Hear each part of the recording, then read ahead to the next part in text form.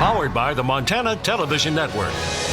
This is the 10 o'clock news on Q2, Montana's news leader.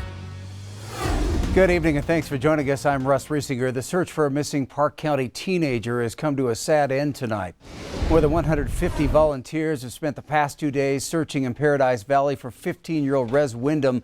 Late this afternoon, the teen's body was discovered. According to a news release from Park County Sheriff Brad Bickler, the body of Rez Wyndham was found around 4 o'clock this afternoon, several miles from where he was last seen. Wyndham went out for a run on Tuesday evening around 7 o'clock in the Immigrant area and never returned. The 2-day search included Park County deputies, Park County Search and Rescue, dogs, horse teams, helicopters, and more than 150 community volunteers. No other information is being released at this time, including cause of death or whether or not foul play is suspected. The Carbon County Sheriff's Office has released the name of the man killed in a shooting south of Red Lodge yesterday. The victim is 43-year-old Chad Rockman of Billings. Sheriff Josh McQuillan says detectives are still investigating what led to that shooting. It happened a little after 10 yesterday morning, about 6 miles south of Red Lodge. McQuillan says a woman was with the victim and another man and woman were there during that shooting. The sheriff could not say anything about a suspect, but says all three are cooperating with investigators. Well, tonight we get a better understanding of what those sickened with COVID-19 go through. This after 2 local patients were recently sent home from the hospital after battling complications. Q2's Andrea Lutz reports. Health professionals are giving us a better understanding of how COVID-19 can impact those in our community. They would say that it's the worst. It's a combination of the worst cold and worst influenza they've ever had. Nancy Iverson specializes in infectious disease at Billings Clinic. She spoke with me about how patients she meets with are faring with the virus. And then it's a cough. And when I've talked with people on the phone, they sound like they have a bad cold. And they sound like it's many people that it's in their chest. She says the virus affects the lungs and people's ability to get oxygen, but that a cough can be prolonged because of the damage done by the virus. Many patients are able to go home. They're very tired. That's another complaint we're seeing is they're extremely tired and they sleep a lot. But there's this. Patients in our community are experiencing a mild to moderate version of the disease, meaning many don't need hospitalization. Yet symptoms can change, and quickly. Typically, if you get a cold, it maybe doesn't keep you from getting on an airplane.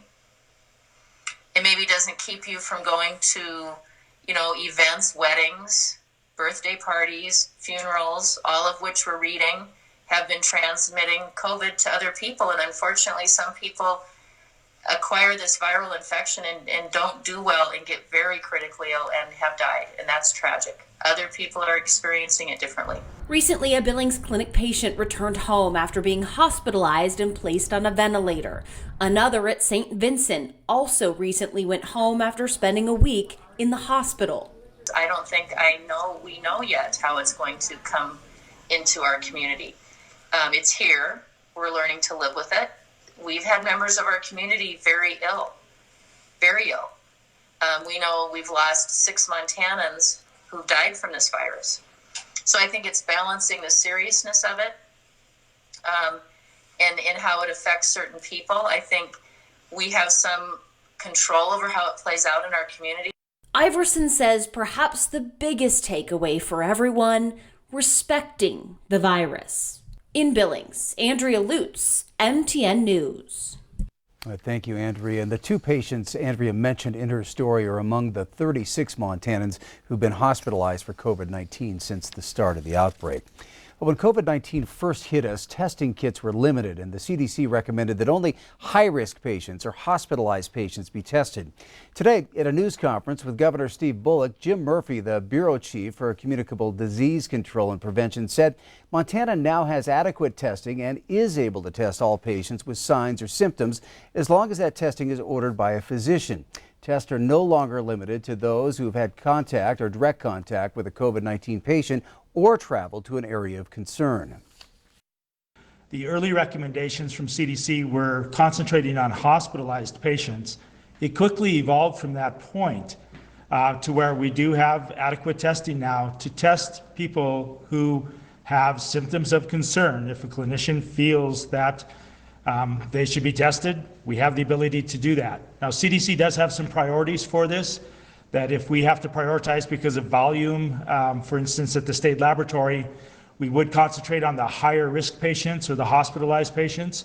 But fortunately, the state lab has been able to keep up with demand, and we haven't had to make those difficult decisions right now. Well, earlier this week, we reported some encouraging news that the number of deaths and hospital beds needed here in Montana for the COVID-19 crisis may not be as great as originally thought. That was based on a model that the White House uses to make such projections. Well, the very next day, Governor Bullock extended the stay-at-home order for another 2 weeks. He defended that at today's news conference and also said it's important not to rely solely on those models.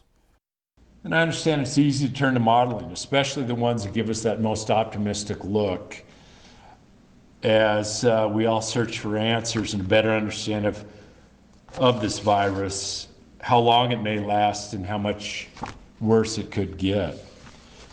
I certainly want to open back up non-essential businesses and operations as soon as we can. I want us to be able to celebrate the lives that we've saved together with our healthcare workers, rather than just howling for our healthcare heroes from our doorsteps each night.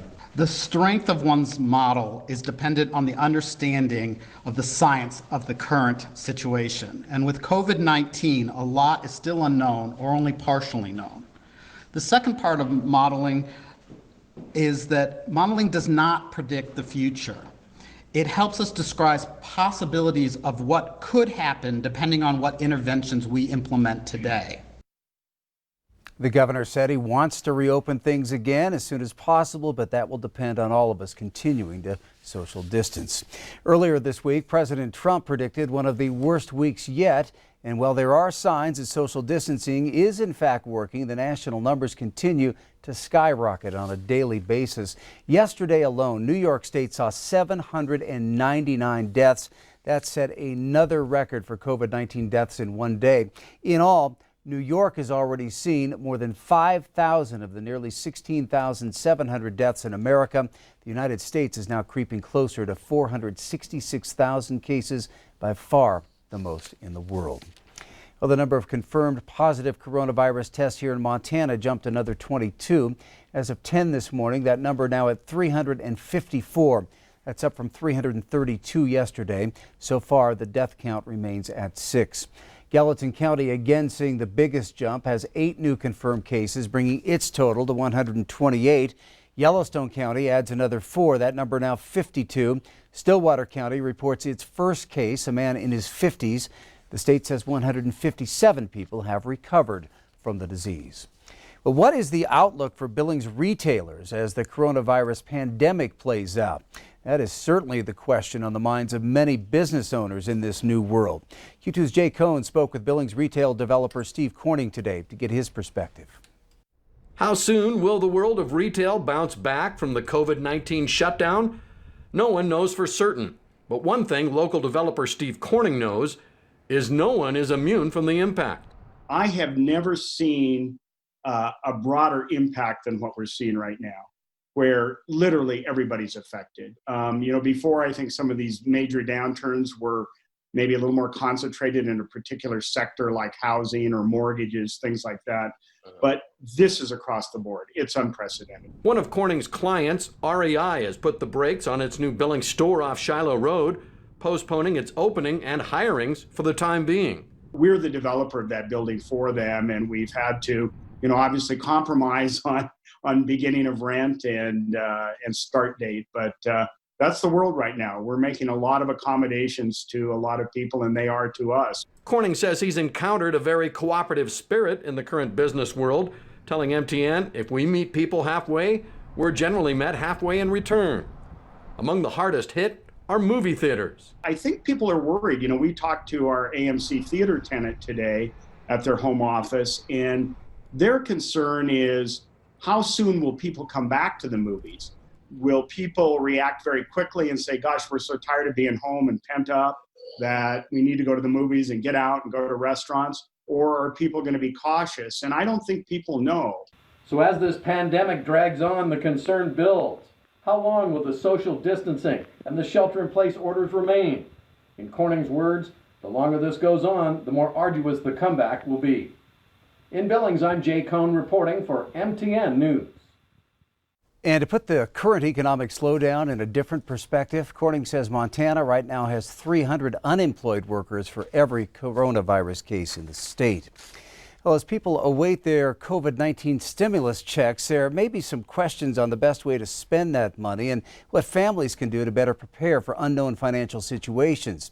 Gary Buchanan of Buchanan Capital recommends using most of that money on food and medicine. He says once you have enough food and medicine to last for up to 3 months, you can then focus on paying off bills. It's also encouraged that you call your creditors ahead of time, and if you're having any issues, or if you are having any issues staying up to date on bills. I think you just have to be very conservative. I think obviously one check of $1,200 plus some more money for your family can only go so far. But I would prioritize. I would plan on 3 months worth of food and 3 months worth of medicine, and have that planned for, and then start to work on some other bills. And I think that there are many of bills that are out there could be restructured with the creditors, but don't just not pay it. Contact the creditors, whether it's a utility or local government or a financial institution. Contact them first. Today, Vice President Mike Pence said those stimulus checks should start going out by the end of next week. All right, time to take a first look at weather here. Meteorologist Ed McIntosh talking about snow on Easter weekend. How much, Ed?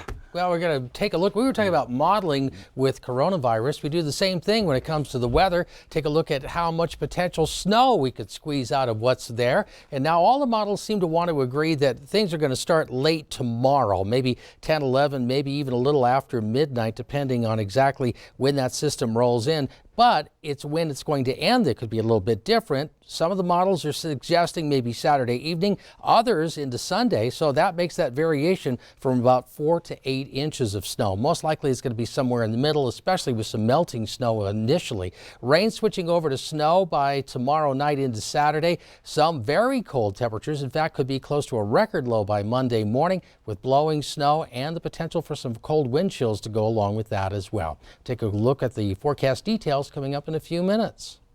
All right, thank you, Ed. The proposed Black Butte copper mine north of White Sulphur Springs achieved a major milestone today, and that could mean initial construction starting this year. But opponents of the mine and the Smith River drainage say they may challenge the permit approval in court. The State Department of Environmental Quality issued its record of decision for the mine, essentially approving Black Butte's operating permit with required environmental protections. That mine would be underground with a 5,000-foot tunnel leading to the ore body. Jerry Zigg, the vice president of exploration for the mining firm, says the 3-year construction could start as early as this summer. He says Sandfire Resources is already taking steps to protect water quality in the Smith River drainage. But Durf Johnson of the Montana Environmental Information Center says the mine threatens the iconic Smith River and that the state didn't properly analyze its impacts. He notes that Sandfire has acquired additional acreage nearby and ultimately wants to expand the project over many years. The DEQ completely failed to look at that cumulative analysis and the potential for mine expansions to occur. It's going to impact several more tributaries and the Smith River if, in fact, Sandfire is able to pursue its vision for this 50-year mining district. The approach we're taking with this development is charting a new course for mine development in our industry. Truly it is, in terms of the measures we take and the distance we'll go to protect water resources. Johnson says this group will consider whether to take the DEQ to court over whether its analysis followed state law. That mine, once operating, would employ about 240 people.